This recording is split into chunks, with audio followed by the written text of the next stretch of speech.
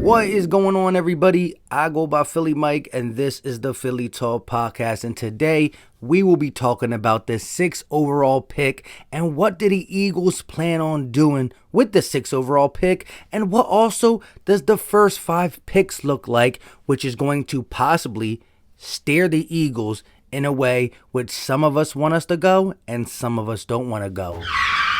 But before we get into all that, if you are new to the channel, hit that subscribe button and also turn on post notifications so you know when I go live or drop some content. We're going to have some live call-ins, live streams. We're going to have a live mock draft where you guys draft it, and I will be getting some mock drafts out. Also, draft profiles on first round talent, second, third, fourth. Shout out to everybody who's been inboxing me on Twitter, giving me a group of guys to look at, whether they're first round talent, second, third, fourth, or fifth, sleepers. Shout out to all you guys. My guy Mir Slack gave me a book to look at. And just shout out to everybody who's been commenting sleeper guys to look at, because I got to get deep into the draft because we got other positions to talk about, not just the 6th overall pick. But let's get back to the video. Before we get into it though, smash the like button for your boy. Greatly appreciate that. Now let's get into this 6th overall pick. Man, the more rumors come out, the more reports come out, and you know, Philadelphia reports you got to take with a grain of salt. But I think it's almost 50-50 that the Eagles try to go quarterback with the 6th overall pick. Now, you guys know where I stand. You drafted Jalen Hurts with your 2nd round pick, which ultimately changed the script on where we were going, what direction we were going, who was going to be the franchise guy. And I believe Howie Roseman is a guy who wants to prove that that pick was right. He wants to prove that Jalen Hurts can play. He wants to prove that he kind of knew that Carson Wentz was going to lean this way. He just wants to make himself look good. And who wouldn't want to make themselves look good, especially when it was such an outrageous pick at the time? And I'm still going to stand by it. At the time, I was completely outraged. Now, I do believe Jalen Hurts has potential. I do believe he can lead this team whatever direction we're going, whether it's a quick turnaround or a long, steady turnaround while trying to get picks and kind of pushing out these old guys like we talked about on the live stream. A possible big play Slay, a possible Fletcher Cox, Brandon Graham, maybe one of the offensive linemen, depending on the age and the contract. I believe Jalen Hurts can do it. And if you do go that route, getting rid of your older guys who cost money, and Jalen Hurts ain't that guy, I think we'll be right where we are now in 2022 draft. So then we can go quarterback then. But to give up on a guy that you only saw some good and some bad with, when you might not be in love with one of these quarterbacks at 6, is just foolish. And it's just a quarterback carousel that I'm not trying to be on. I think you got to give him at least a year. I mean, you should give him more than a year, but at least 1 year to just see what we got with Nick Sirianni and possible playmaker at 6 overall. But let's get to who I think we're going to draft. I mean, again, I really don't know. The way the Eagles operate, I could see them getting a quarterback, but here's my thing. The draft can definitely determine it.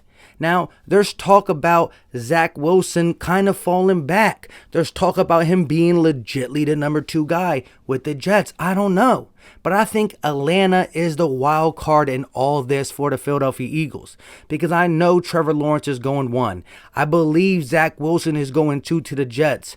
I believe with the 3rd overall pick, Miami's going to take Jamar Chase or Devontae Smith. One of them dominant receivers with the 3rd overall pick is going to Miami. Now, the 4th overall pick is crazy.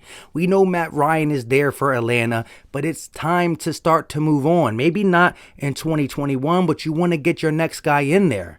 And this is a perfect opportunity for them to get a quarterback like a Justin Fields. And I believe the Eagles have their eye on Zach Wilson and Justin Fields, whether they dare to move up, which I will just be sick to my stomach, or try to wait and see if one of these guys drop to 6.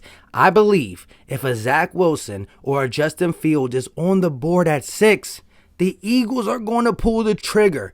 I just believe they're going to do it. So I believe Atlanta's the whole wild card in this draft, and I believe it's the right pick to get Justin Fields. Now, Trey Lance is talented, and Mac Jones is talented, but there's no way this Eagles are going to reach for one of them at 6. So I believe that's when the Eagles will snap back into reality and say best player available. Whether it's a wide receiver being Devontae Smith or Jamar Chase, because Miami's taken one, there's going to be one available for the Eagles at 6.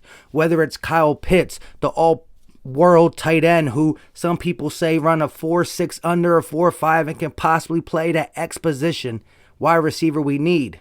Whether it is Patrick Surtain at 6, which I think is a little bit too high. Micah Parsons. I don't know. Penei Sewell is my guy.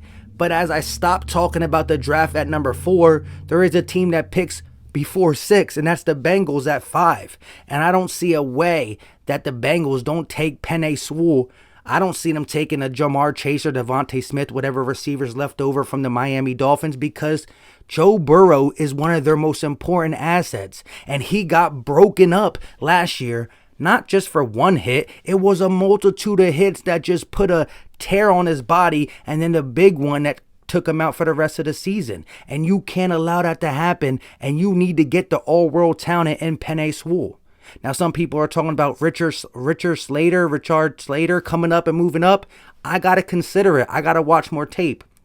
But I believe if the Eagles don't go quarterback, you can't mess up the 6th overall pick, because Kyle Pitts, Jamar Chase or Devontae Smith, a Micah Parsons, even a Jalen Waddle, even a Patrick Surtain, which is a little bit of a reach, or a Richard Slater, they're all staring you in the face at 6. The only way we can mess this up is by going quarterback. And I'm not saying the quarterback we draft is going to be booty, but it's just setting yourself back when maybe, just maybe, you got a guy on there who can do it.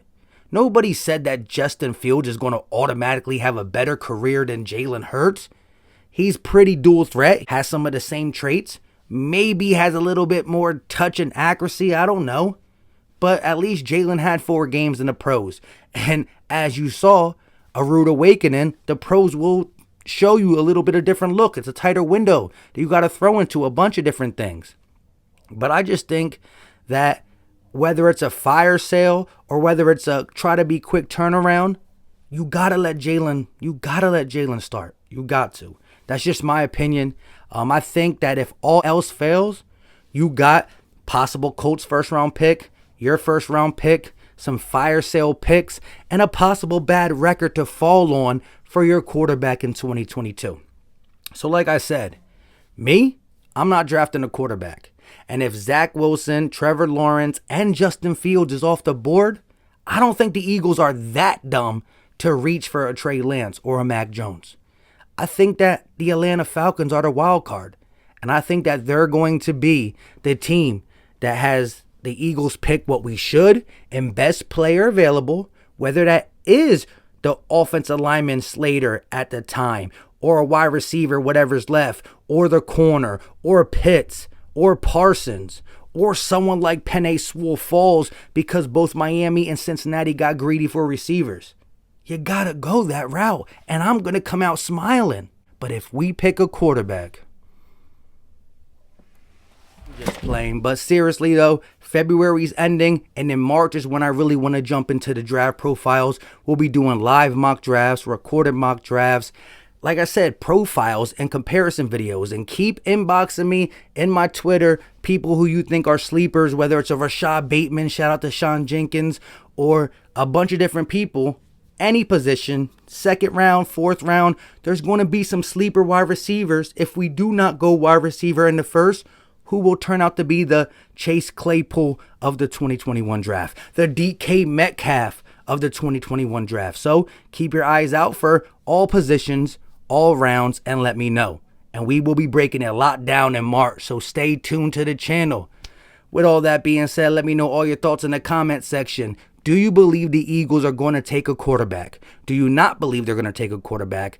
And I know what you guys want to do, but do you think the Eagles will listen to us? Let me know all that in the comment section. And also, put who you would take in the 6th round.